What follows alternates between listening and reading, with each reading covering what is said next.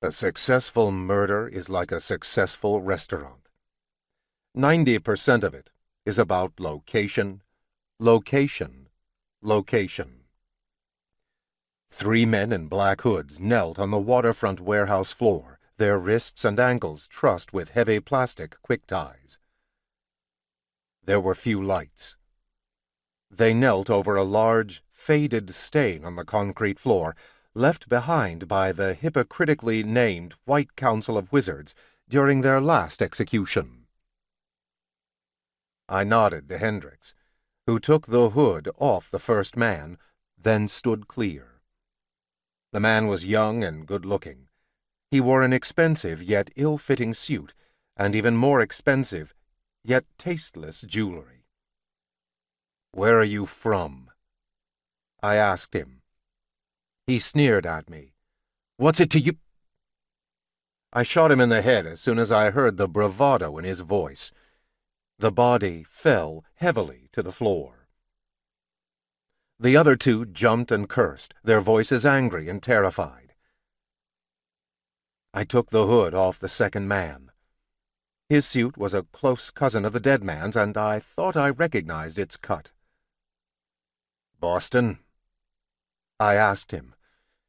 "You can't do this to us," he said, more angry than frightened. "Do you know who we are?" Once I heard the nasal quality of the word "are," I shot him. I took off the third man's hood. He screamed and fell away from me.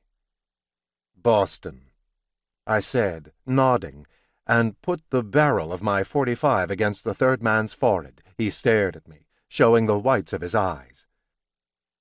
"You know who I am. I run drugs in Chicago. I run the numbers, the books. I run the whores. It's my town, do you understand?" His body jittered in what might have been a nod.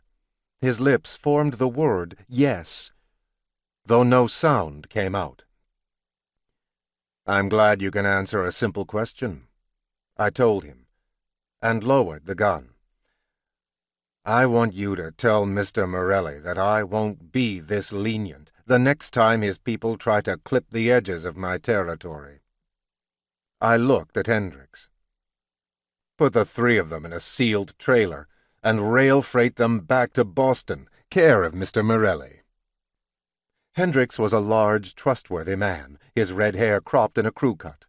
He twitched his chin in the slight motion that he used for a nod when he disapproved of my actions, but intended to obey me anyway. Hendricks and the cleaners on my staff would handle the matter from here.